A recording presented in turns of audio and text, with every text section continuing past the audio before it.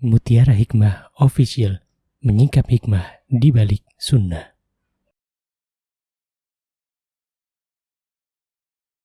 Salurkan donasi terbaik Anda untuk mendukung dakwah Mutiara Hikmah Official.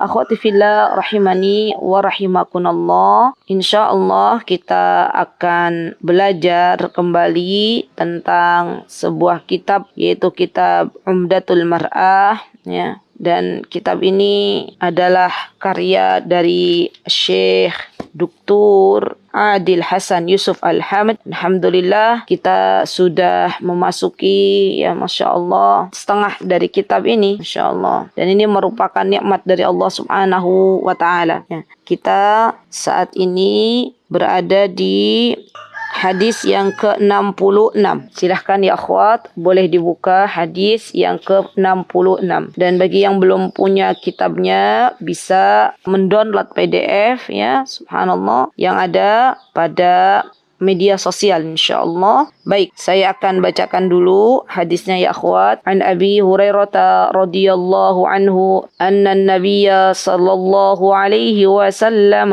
qala idza qa'ada baina syu'abiha al-arba' wa alzaqa al-khitana bil khitan faqad wajaba al-ghusl. Dari Abu Hurairah radhiyallahu an, bahwasanya Nabi kita Muhammad sallallahu alaihi wasallam bersabda, jika seorang suami telah duduk di antara 4 anggota tubuh istrinya lalu menempelkan khitan pada khitan istrinya, maka di sini akan ada kewajiban, yaitu al-ghusl atau kewajiban mandi. Nah, di sini ya akhwat, kita akan belajar tentang bagaimana sebuah pernikahan yang dianjurkan oleh Nabi kita Muhammad SAW dan apa saja yang ada di dalamnya. Baik, di antara subhanallah hak suami istri yang harus kita tunaikan adalah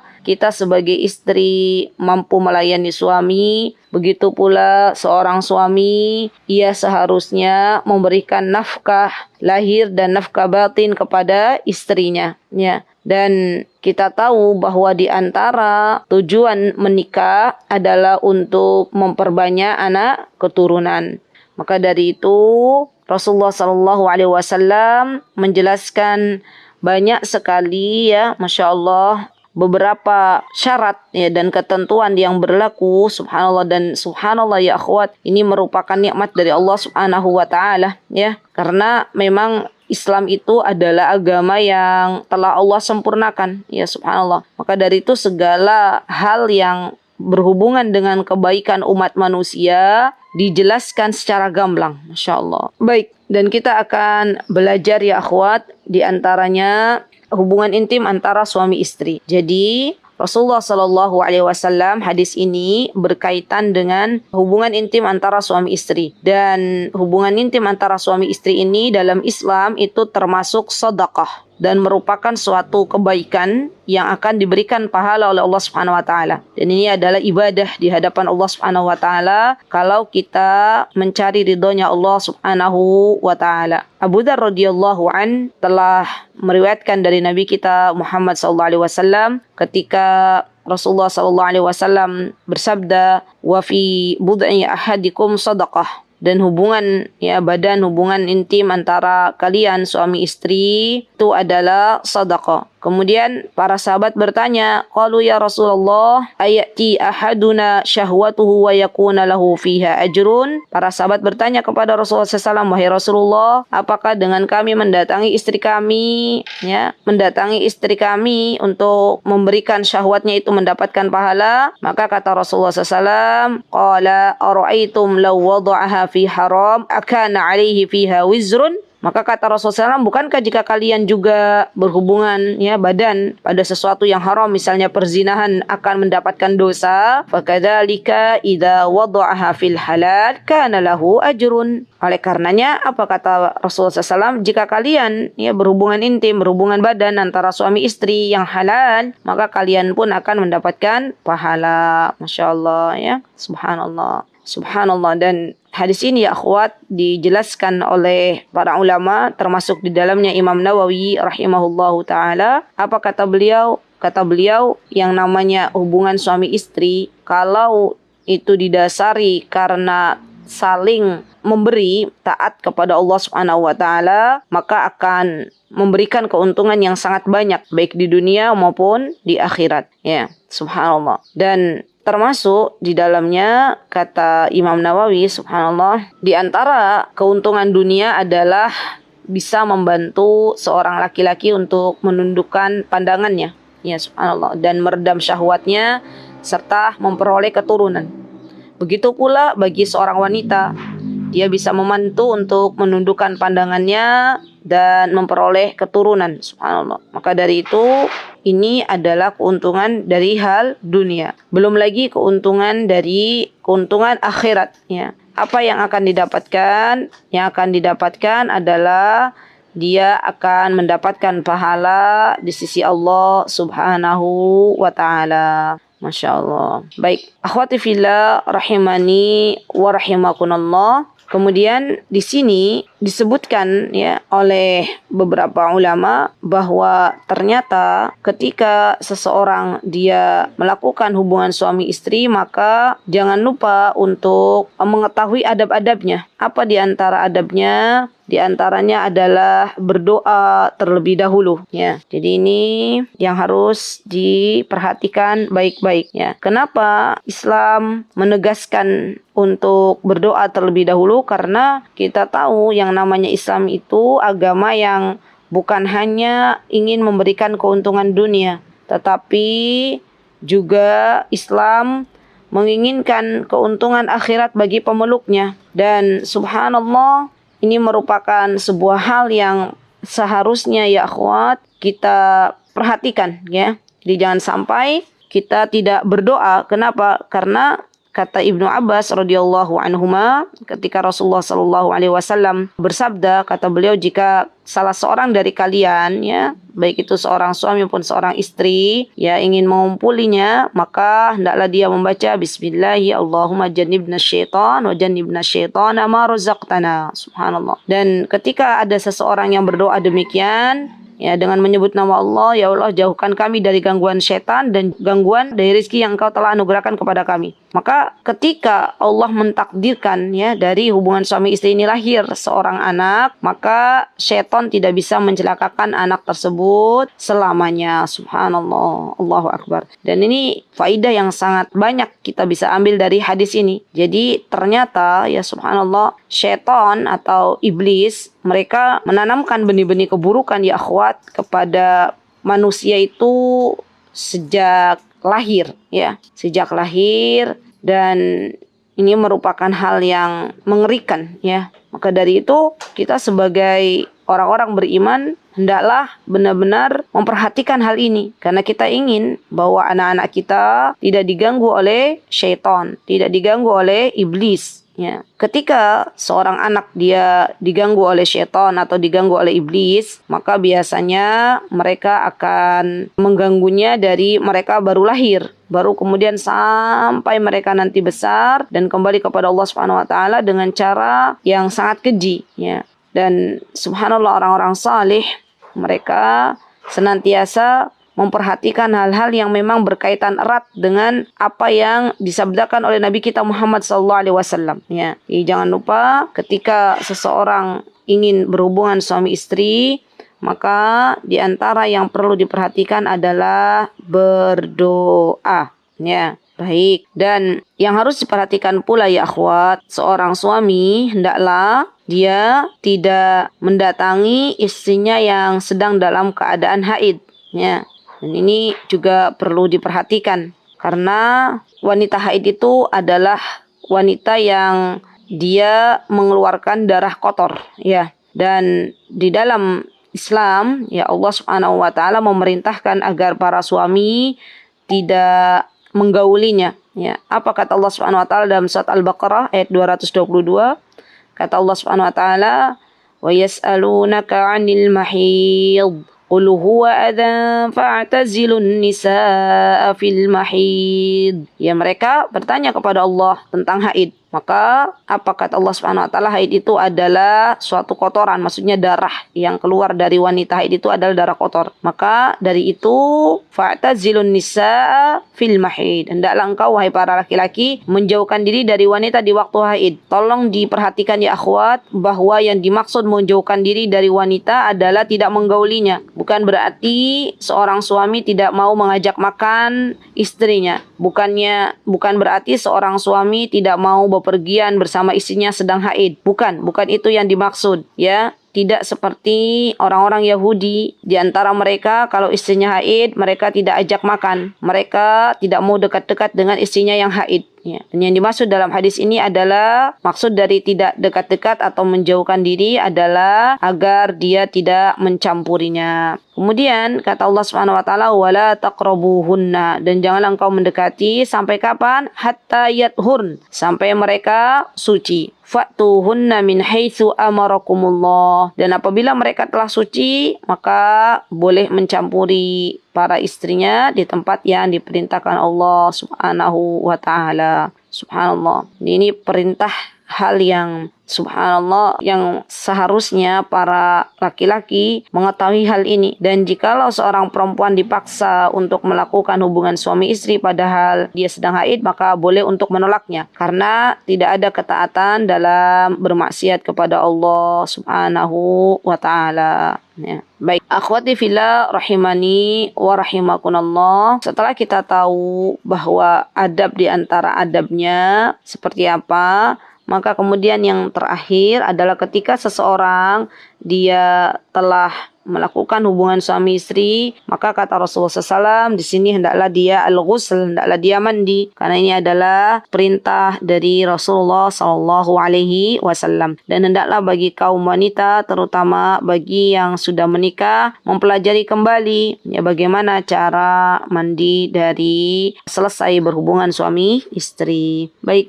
kemudian di sini ada fawaid al-muta'alliqah bi mawdu'il hadis. Kita akan belajar yang pertama, anna wujubal ghusl baina az-zawjayn la yatawaqqaf ala nuzulil mani bal bimujarrad al-mu'asyarah walau lam yanzil. Ya, di sini disebutkan bahwa kewajiban seorang suami istri mandi itu tidak berhenti ketika seseorang keluar mani, ya. Tapi ketika mereka bercumbu, walaupun belum turun, walaupun seorang laki-laki belum memasukkannya, maka ini sudah dikenakan dengan kewajiban mandi. Kemudian yang kedua, anna ghusl janabah wajib 'ala ar-rajuli wal mar'ah. Yang kedua adalah mandi janabah itu hukumnya adalah wajib bagi siapa? Bagi laki-laki dan perempuan, atau bagi suami dan istri. Yang ketiga, al-iffatu taharatun lil mar'a min jami'in nawahi. Taib. Dan di sini juga disebutkan bahwa hendaklah kaum perempuan dia memperhatikan kesuciannya, ya subhanallah, dari berbagai macam yang ada. Jadi kita para perempuan ketika kita sudah ya selesai, maka hendaklah kita juga bersuci, subhanallah. Baik, kemudian ya akhwat, hadis yang selanjutnya ini masih berhubungan dengan fikih hubungan intim. Apa di sini kata Rasulullah SAW dibawakan oleh Abu Hurairah an Abi Hurairah radhiyallahu anhu qala Rasulullah sallallahu alaihi wasallam idza da'a ar-rajul imra'atahu ila firashihi fa'abat fabata ghadbana 'alayha la'anatha al-malaikatu hatta tusbih. Subhanallah. Lihat apa kata Rasulullah SAW, idza da'ar rajul, jika seorang suami mengajak istrinya ya ila firashihi, maksudnya adalah untuk berhubungan suami istri, fa'abat, dan si istri menolaknya. Fa'abat itu tidak mau, menolak. Fabata ghadban, dan suaminya pada malam itu berada dalam keadaan marah. La haula wala quwata illa billah ya. Ini perhatikan para istri. 'Alaiha la'anathal malaikatu hatta tusbih. Maka si istri ini dilaknat ya oleh para malaikat hingga pagi hari, ya subhanallah. Dan ini yang mesti diperhatikan oleh semuanya, bahwa ketika Allah Subhanahu wa taala memerintahkan sesuatu ya, maka hendaklah tidak ada negosiasi ya. Berarti ketika Allah dan Rasulnya subhanallah memerintahkan sesuatu, maka itu adalah untuk kebaikan kita semuanya, ya, untuk kebaikan kita semuanya. Dan kenapa para istri dia hendaklah ya mendatangi para suaminya ketika suaminya sudah menginginkan untuk dilayani, karena ya itu adalah sebuah kebutuhan pokoknya. Jadi laki-laki di antara kebutuhan pokoknya adalah dilayani oleh para istrinya ya. Seorang suami itu di antara kebutuhannya adalah dilayani oleh istrinya. Dan bagi seorang istri hendaklah dia melayaninya dengan penuh ketulusan ya, subhanallah. Tidak ada paksaan, tidak ada tekanan, karena di antara tujuan untuk menikah seorang istri adalah untuk melayani suaminya, subhanallah. Dan ini merupakan ibadah di hadapan Allah Subhanahu wa taala. Nasihat untuk diri saya dan teman-teman, ya minta kepada Allah Subhanahu wa taala agar Allah berikan kekuatan untuk bisa melayani suami kita dengan segenap jiwa. Minta kepada Allah Subhanahu wa taala agar Allah mengaruniakan kita dijadikan sebagai istri-istri yang salihah. Minta kepada Allah Subhanahu wa taala agar suami kita disolihkan oleh Allah Subhanahu wa taala, dan tentunya kita meminta kepada Allah Subhanahu wa taala agar kita senantiasa dikumpulkan ya bersama suami kita dalam keadaan yang terbaik ya di dunia dan di akhirat. Karena subhanallah, jikalau seseorang itu mencintai ya saling mencintai karena Allah, suami istri saling mencintai karena Allah, maka Allah akan pertemukan kembali nanti di surganya Allah Subhanahu wa taala. Ya, belum lama ini di Yogyakarta ada suami istri yang Masya Allah ya meninggal dalam keadaan berdekatan ya, Masya Allah. Jadi beda hanya 7 jam saja ya, suaminya dulu meninggal, baru kemudian istrinya meninggal dunia. Dan diketahui ya, semoga Allah merahmati mereka keduanya, bahwa keduanya itu adalah pasangan yang saling menyayangi ya, Masya Allah. Istrinya berbakti kepada suaminya, suaminya menyayangi istrinya ya, dan Allah kumpulkan mereka ya subhanallah di dunia dan di akhirat. Maka dari itu, di antara keberhasilan dalam sebuah pernikahan adalah ketika subhanallah seorang istri dia mampu untuk menjadi istri yang salihah, dan seorang suami Allah mampukan untuk menjadi suami yang salih. Kalau dua-duanya mengerti akan kewajiban masing-masing, maka insya Allah pernikahan mereka atau pernikahan seorang suami istri tersebut akan langgeng. Ya, akan langgeng. Semoga Allah Azza wa Jalla memberikan kelanggengan pada rumah tangga kaum muslimin. Semoga Allah Subhanahu wa taala menjauhkan ya keluarga muslimin dari hura-hara. Ketahuilah wahai saudariku, karena sesungguhnya di antara tugasnya syaitan, tugasnya iblis adalah untuk memisahkan kedua suami istri ya. Dan subhanallah, kita tahu bahwa keberhasilan dalam rumah tangga itu adalah harapan bagi kita semuanya. Baik, kemudian minal fawaid al muta'alliqah bil hadis. Yang pertama ya akhwat, apa faidah yang bisa kita ambil dari hadis ini? Kata Syekh, anna min huquqil wajibah 'ala al-mar'ati li zawjiha al-istijabah. Lihat ya akhwat, bahwa hak yang mesti didapatkan oleh seorang suami ya, berarti kewajiban seorang istri adalah memenuhi panggilannya ya, memenuhi panggilannya dengan cepat ya. Dalam riwayat lain disebutkan bahwa seorang istri dalam hadis lain ketika mereka berada di dalam tanur, maksudnya sedang memasak. Tanur itu adalah, kalau yang saya tahu waktu kami belajar di Yaman, itu tanur itu semacam alat untuk membuat roti. Ya, biasanya orang Yaman membuat rotinya, nama alatnya adalah tanur. Dan itu panas sekali, artinya berarti wanita ini atau istri ini sedang berada di dapur. Maka ketika suaminya memanggil, hendaklah dia meninggalkan dapur tersebutnya. Jangan lupa dimatikan kompornya dan bersegera untuk mendatangi suaminya ya. Ini bukan alasan ibu-ibu, mak-mak ya, subhanallah. Ketika suaminya memanggil lagi dalam keadaan masak, biasanya mak-mak bilangnya tanggung ya. Padahal jelas disebutkan bahwa untuk bersegera menemuinya. Masya Allah. Di sini disebutkan kullama da'aha ila firashihi ma lam yamna'ha mani' syar'i ya. Dia hendaklah menjawab panggilan suaminya ila firashihi ma lam yamna'ha mani' syar'i, kecuali memang ada sesuatu yang dilarang dalam keadaan secara syar'i ya. Baik, yang kedua tadi misalnya wanita sedang haid, suaminya memanggil untuk melakukan hubungan dengan istri, maka dalam hal ini dia boleh untuk tidak memenuhinya ya, karena ini termasuk dari udzur syar'i. Yang kedua, imtina'ul mar'ah 'alal istijabati bighairi 'udrin syar'i yatarattab 'alaihi al-wa'id al-madhkur min la'nal malaikah laha tuwalil lail hatta tusbih. Subhanallah. Seorang perempuan, seorang istri, manakala dia tidak memenuhi panggilan suaminya untuk melayani suaminya tanpa ada udzur syar'i, bighairi udhri syar'i, maka dia akan terkena sebuah ancaman yang disebutkan dalam hadis tersebut, yaitu akan dilaknat oleh malaikat sepanjang malam ya sampai pagi hari. Dan kita tahu ya akhwat, yang namanya laknat itu artinya adalah dijauhkan dari rahmatnya Allah Subhanahu wa ta'ala. Padahal yang namanya rahmatnya Allah itu kita butuhkan setiap saat. Ya subhanallah. Bagaimana mungkin kita menginginkan dijauhkan dari rahmatnya Allah? Padahal kita semuanya membutuhkan rahmatnya Allah Subhanahu wa ta'ala. Kemudian yang ketiga, dallat hadhil uqubatil ghalidha ala iddati umur. Ya minha idami jaram al-mar'a fil imtina'. Yang kedua, idami haqquz zawji fil mu'asyarah. Yang ketiga adalah ضعف الزوج أمام الشهوة المركبة فيه حتى شدة على المرأة بعدم رفضه ومنعه. Ya, Masya Allah. Jadi ya akhwat, kenapa di sini ada uqubah, itu ada hukuman yang berat, ghalid, yang keras ya, di antaranya dalam mendapatkan laknat ya subhanallah, karena di sini berhubungan dengan haknya pasangan ya subhanallah, haknya pasangan.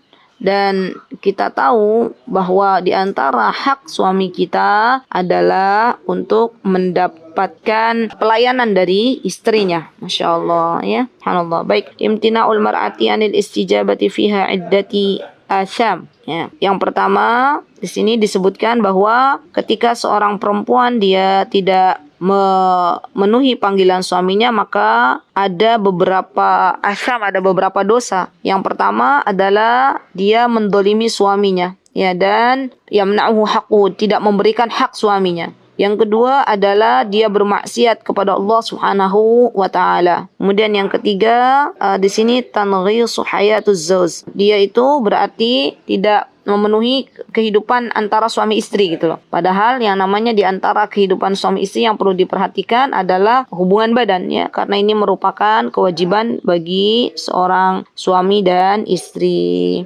Kemudian di sini su'ur rifqah lizauj ya, adanya keburukan dalam hal ar-rifqah itu dalam hal berhubungan pertemanan gitu antara suami istri, jadi terkacau kan, Masya Allah. Dan di sini adanya juga fitnah bagi keduanya ya. Jadi kalau misalnya seorang suami biasanya ketika tidak dilayani oleh istrinya di rumahnya, maka biasanya dia akan terjebak ke dalam perselingkuhan. Jadi seorang suami itu ketika tidak dilayani oleh istrinya di rumahnya ya, maka biasanya akan terjadi perselingkuhan. Ya na'udzubillah, subhanallah, suami akan jajan di luar gitu ya. Begitu pula seorang istri ketika tidak diberikan nafkah biologisnya oleh suaminya, biasanya terjadi hal-hal yang tidak diinginkan ya subhanallah. Maka dari itu, karena ini adalah kebutuhan yang dibutuhkan oleh suami dan istri, maka benar-benar syariat merintahkan hal ini gitu ya, dan bahkan menghukum siapapun yang dia bermudah-mudahan dalam perintah untuk melayani suami dan istrinya. Subhanallah. Baik, yang kelima, wujubu ta'atuz zawji ma lam ya'mur bimaksiyah. Kewajiban untuk mentaati suami kita selagi itu bukan perintah bermaksiat. Terakhir yang keenam, idza kanat hadhil uqubatil mughalladah bisababin syahwatir rajul fa kaifa satakunu al-uqubah idza tasahalatil mar'a fit tamassuki bid-din wal imtithali lahu. Baik, kalaulah ya uqubah ini adalah hal yang keras ya karena sebab syahwatnya seorang laki-laki, maksudnya kita melayani suami kita, maka bagaimana pula ketika seorang istri bermudah-mudahan dalam meninggalkan hal ini ya, dan juga hendaklah seorang perempuan tamassuk biddin, dia berpegang teguh dengan apa-apa yang diperintahkan dalam agamanya, ya, dan juga memenuhi panggilan Allah dan Rasulnya. Jadi perkara ini ya akhwat, kata Syekh, ini hanya berhubungan dengan masalah memenuhi hak suami. Bagaimana pula yang harusnya kita perhatikan adalah memenuhi haknya Allah dan Rasulnya. Jadi kita sebagai muslimah harus tahu adab kepada Allah, adab kepada Rasulullah, adab kepada suami, adab kepada orang tua, dan adab-adab yang lainnya. Karena ini merupakan perintah dari Allah dan Rasulnya. Baik, kemudian hadis yang selanjutnya masih berhubungan dengan hak suami istri ya akhwat. Apa kata Rasulullah SAW? Subhanallah. An Mu'ad bin Jabal, dari Mu'ad bin Jabal radhiyallahu anhu, anin Nabi sallallahu alaihi wasallam. Ya, Masya Allah. Di sini disebutkan oleh Mu'ad bin Jabal, dan saya kira kita belum belajar siapa itu Mu'ad bin Jabal, ya. Karena biasanya kita belajarnya Abu Hurairah, ya, dalam hadisnya Abu Hurairah, gitu ya. Dalam hadis kita ada Ibnu Abbas, ya. Dan di sini kita akan sedikit belajar siapa sebenarnya Mu'ad bin Jabal. Beliau ya akhwat adalah seorang sahabi al-jalil, sahabi yang agung, ya, Masya Allah, di mana subhanallah para sahabat Nabi kita Muhammad SAW, termasuk di dalamnya adalah Mu'ad bin Jabal, adalah orang-orang yang dekat dengan Nabi kita Muhammad SAW.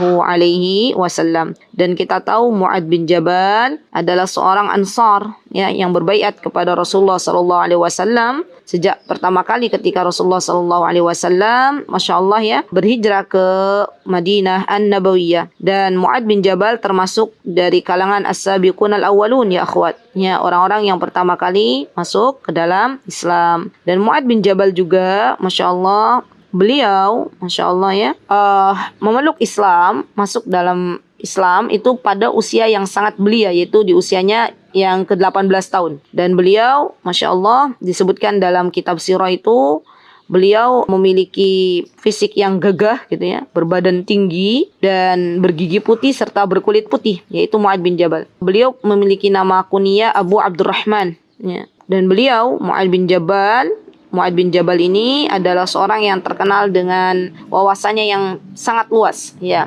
Jadi beliau termasuk orang yang mendalami ilmu fikih, ya, dan mendalami berbagai macam ilmu-ilmu yang lainnya, ya, Masya Allah. Bahkan Rasulullah SAW pernah menyebutkan bahwa Mu'ad bin Jabal ini termasuk sahabat yang sangat paham dengan perkara halal dan haram, ya, Masya Allah. Kalau misalnya ada yang ingin ditanyakan apakah ini halal, apakah ini haram, maka para sahabat biasanya bertanya kepada Mu'ad bin Jabal, ya, Masya Allah. Jadi beliau seorang yang sangat luar biasa, ya akhwat, Masya Allah, ya. Dan beliau Mu'ad bin Jabal juga termasuk seseorang yang diutus oleh Rasulullah SAW menjadi duta besar Islam, ya, untuk pertama kali, ya. Coba kalau kita lihat biografinya Mu'ad bin Jabal, maka di antara kedudukan Mu'ad bin Jabal adalah seorang yang diutus pertama oleh Rasulullah SAW. Kemudian Mu'ad bin Jabal meninggal di Syam, ya akhwat, ketika ada wabah, ya. Masih ingat ketika ada wabah, termasuk yang meninggal di dalamnya adalah Mu'ad bin Jabal. Dan ketika itu usianya masih usia 33 tahun. Tapi di usia yang sangat muda, ya, Allah wafatkan, beliau sudah menorehkan banyak sekali karya-karya untuk Islam, ya, Masya Allah, karya-karya hebatnya, Masya Allah, radhiyallahu anhu. Semoga Allah meridai Mu'ad bin Jabal. Baik, apa yang disampaikan oleh Mu'ad bin Jabal? Ani Nabi SAW qal, dari Nabi kita Muhammad SAW, Rasulullah bersabda, apa kata Rasulullah SAW? La tu'zi imra'atun zawjaha fid dunya, janganlah seorang istri menyakiti suaminya di dunia. Subhanallah. Jadi kita emak-emak, ibu-ibu dalam pernikahan, hendaklah kita tidak menyakiti para suami kita. Kenapa? Karena ketika kita menyakiti suami kita, baik dengan lisan kita maupun dengan perbuatan kita, maka illa qalat zaujatuhu minal huril ain, maka istri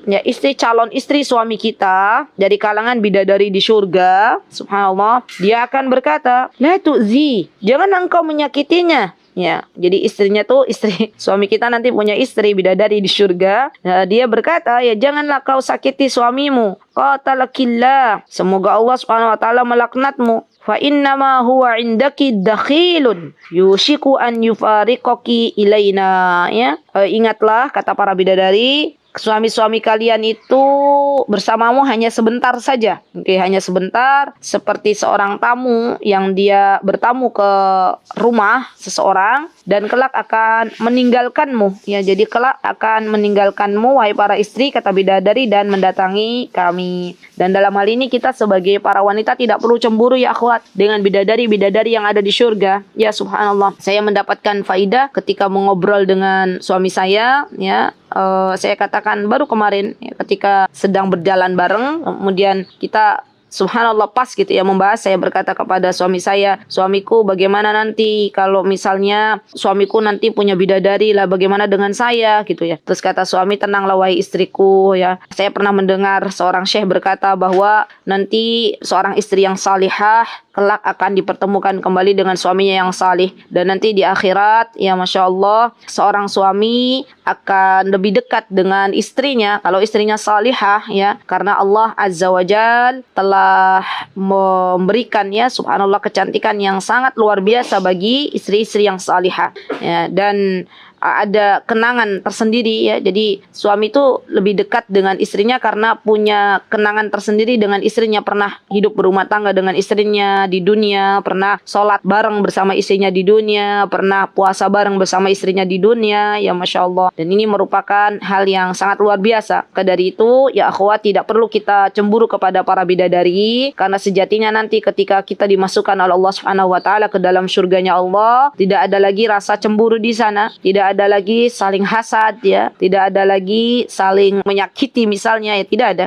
ya, sudah Allah cabut. Jadi di antara kenikmatan bagi penduduk surga adalah dihilangkannya rasa saling benci, dihilangkannya rasa saling tidak menyukai, semuanya Allah Subhanahu wa taala berikan yang indah-indah gitu ya subhanallah. Semoga Allah Subhanahu wa taala memasukkan kita semua ya akhwat ke dalam surganya bersama para suami kita. Semoga Allah salihkan suami kita, semoga Allah mampukan kita untuk menjadi istri salihah, dan kelak Allah Subhanahu wa taala satukan di dunia dan di akhirat bersama suami-suami kita. Baik, kemudian di sini minal fawaid al-muta'alliqah bihadzal hadis atau bi maudhu'il hadis, ada faidah-faidah yang kita akan bahas dalam hadis yang ke-68 ini. Di antaranya adalah bahwa khuturah idza'ul mar'atil zawjiha ya, khuturah itu adalah suatu hal yang perlu diperhatikan dengan baik ya, dan kecelakaanlah bagi siapapun seorang istri yang menyakiti suaminya. Ya, hati-hati ya akhwat ya, jangan sampai kita menyakiti suami kita baik dengan perbuatan kita maupun dengan lisan kita. Bahkan kita tidak boleh menyebarkan aib suami kita, termasuk menyakiti di dalam media sosial. Hati-hati ya, dalam media sosial kita tidak boleh menyebarkan aib pasangan kita ya. Hendaklah kita coba untuk menyelesaikan bersama, dan ini merupakan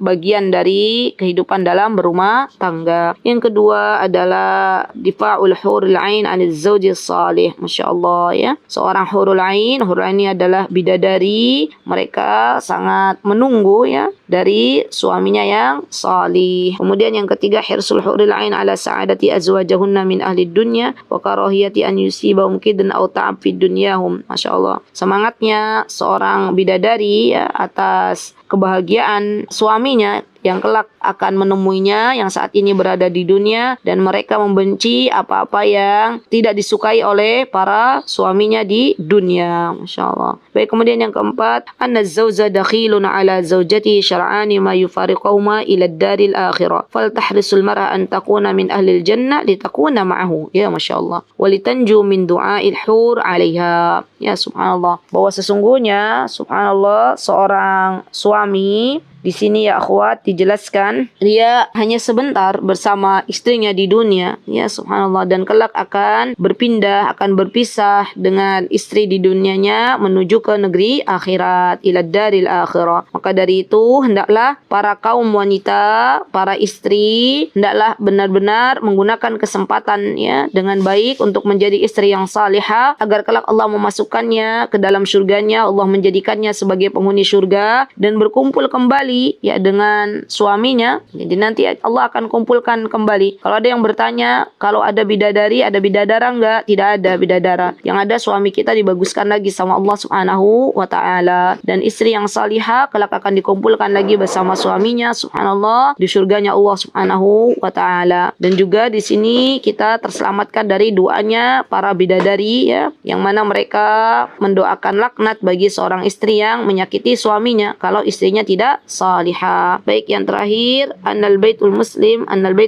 muraqab min qibalil huril ain wa yatafa'alna ma'a ahdathihi, ya, bahwa rumah-rumah kaum muslimin mereka itu senantiasa diawasi ya oleh Allah Subhanahu wa taala, juga oleh para bidadari. Maka hati-hati jangan sampai kita mendapatkan doanya bidadari, ya bidadari surga, ketika kita menyakiti hati suami kita, ya subhanallah. Allahu akbar, Allahu akbar. Baik ya akhwat, maka dari itu kita hendaklah bersegera ya ketika suami kita memanggil dan tidak meremehkan ya dalam hal yang demikian. Ya akhwat, kita itu semua di dunia ini sedang memasuki masa ujian ya, dan ujian kita bermacam-macam. Ada yang diuji oleh Allah dengan anak-anaknya, ada yang diuji oleh Allah dengan pasangan hidupnya. Kalau Allah ada di antara kita yang sedang diuji oleh Allah dengan pasangan hidup kita, maka apa yang bisa kita lakukan? Yang bisa kita lakukan pertama adalah ridho dulu dengan ketetapan Allah, ya, karena ini adalah ujian. Yang kedua adalah banyak-banyak berdoa kepada Allah Azza wa Jal agar Allah mensalihkan pasangan hidup kita. Yakinlah dengan penuh keyakinan memohon kepada Allah agar Allah mensalihkan suami kita, maka Allah akan mensalihkan suami kita. Dan pantaskan diri kita ya akhwat untuk menjadi istri yang salihah. Ya, tetap berdoa kepada Allah di waktu-waktu mustajab, di waktu di mana habis azan, teman-teman menjawab azan tersebut, kemudian berdoa, Allahumma ya Rabbana aslih zauji, ya Allah, perbaikilah ya kehidupan suamiku, terutama dalam agamanya yang tadinya belum mau salat, ya Allah, jadikanlah, gerakkanlah hatinya untuk salat. Ya Allah, kalaulah suamiku belum mau berbuat baik kepada istrinya, ya Allah, jadikanlah ia berbuat baik kepada istrinya. Terus minta kepada Allah ya akhwat. Dan sudah ada beberapa kasus dari para istri yang curhat ya tentang keadaan suaminya yang belum salih, kemudian dia banyak berdoa kepada Allah Subhanahu wa taala dengan segenap jiwa, dengan harap-harap